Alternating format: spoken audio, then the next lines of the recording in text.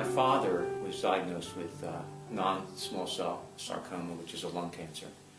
He passed on December 18th, 2010. It was my mother. She was 84 years old when she died.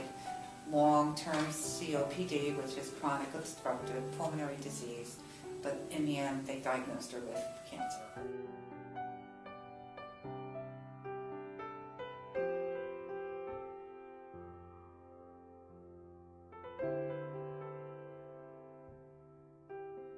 We had a long talk. We had the advance directive prepared. We went and had the living will prepared.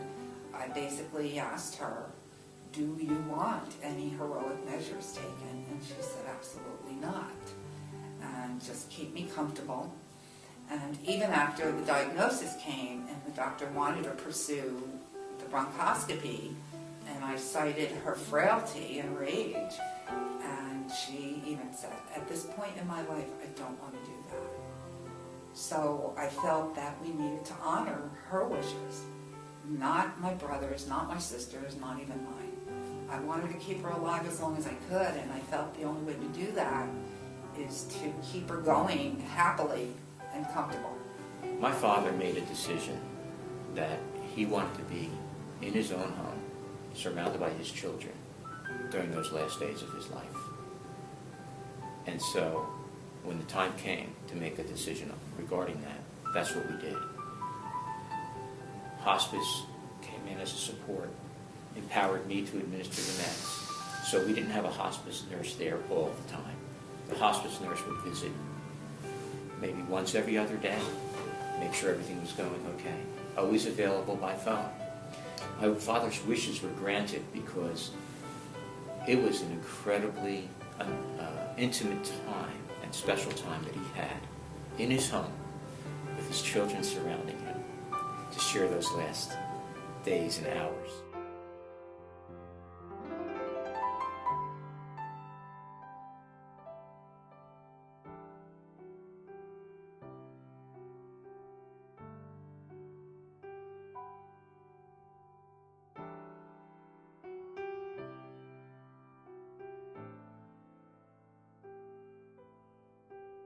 She was always afraid of drowning. My brother had a boat, and the summer before she died, we brought her to the boat. And formerly, she would have never gotten on that boat. We wheeled the wheelchair right on the boat. She sat in the middle of it, the wind just whipping through her hair, which that was another thing she would have never done. And she just listened to the music, tapping her feet, just, it was, the glory of it all was just unbelievable. It was one of the greatest days that we had. This is a major event to lose a loved one, and you will think about how it went down after it happens. You'll think about it a lot, especially in the first year. And you're not going to want to have any regrets. And that's a very sad thing when you have regrets. I wish I had spent more time. I wish he wasn't so medicated. I wish we hadn't opted for the surgery because he never survived it. And what were we thinking? You know, to die a natural death, or as natural as it could possibly be, in the environment of one's own home, with one's family surrounding them, with the help of hospice, so that the person is not in, he's as comfortable as he could possibly be. It can be a very sacred and meaningful experience. For me, those last 7 days with my father were the most precious days I've ever spent on this planet, and I doubt that anything will top it.